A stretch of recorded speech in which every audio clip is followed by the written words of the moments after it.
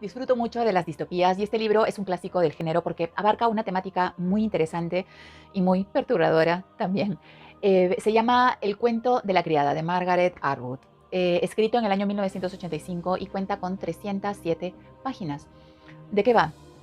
En Estados Unidos se produjo un golpe de Estado que transformó el régimen político imperante, una democracia liberal, en una dictadura teocrática donde la Constitución y el Congreso ya no existen.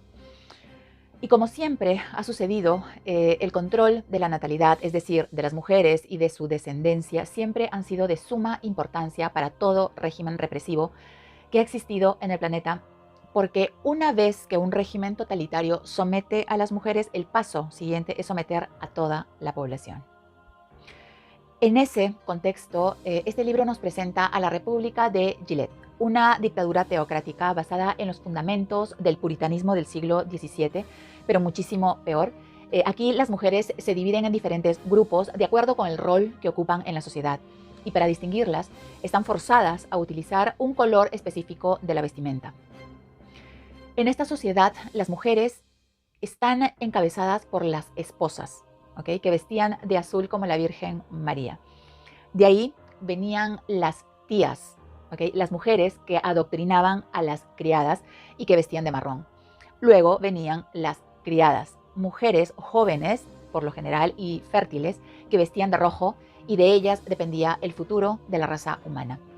También tenemos a las martas, enmascaradas de color verde pálido. Son mujeres adultas que ya no pueden tener hijos y son las encargadas de limpiar y cocinar para las familias de los comandantes. Finalmente, tenemos a las no mujeres y a las econoesposas. Las primeras son las rebeldes, quienes han sido torturadas y desterradas a las colonias de las fronteras hasta el día de su muerte.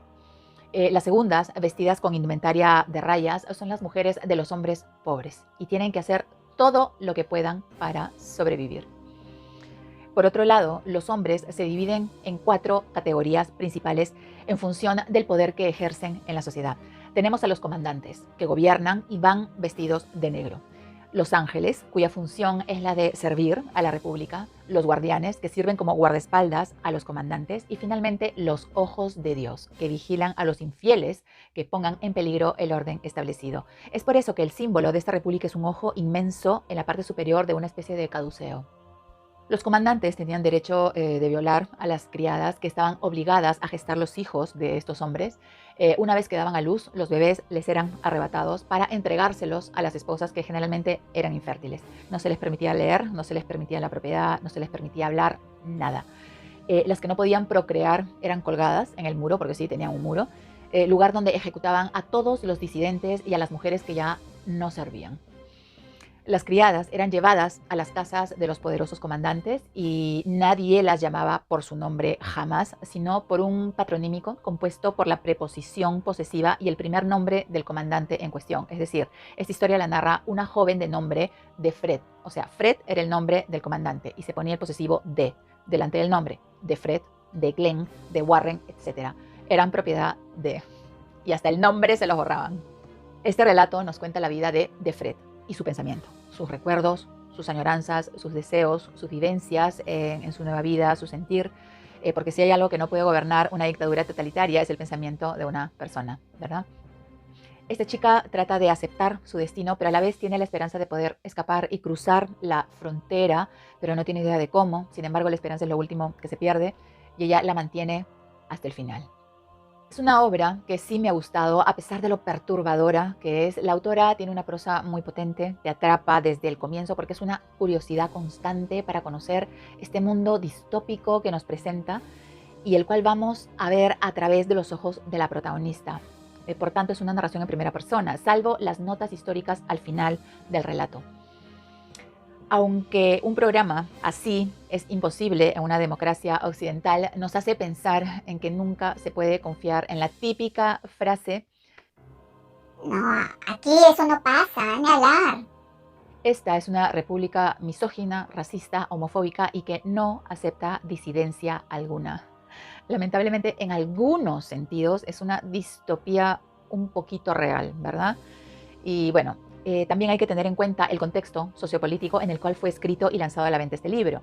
Aún no caía el muro de Berlín, y esta obra nos habla también de ese neolenguaje que solían inventar las dictaduras socialistas de la época, ¿verdad?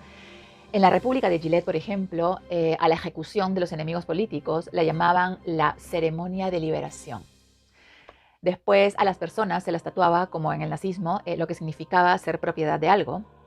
Y también vamos a leer el aforismo que resume los principios de una sociedad socialista, comunista o colectivista, lo que sea: vivir según la necesidad, trabajar según la capacidad. Cuando todos sabemos que eso rompe a la sociedad en todo sentido, porque acaba con el incentivo o con los incentivos que un individuo tiene para mejorar cada vez más.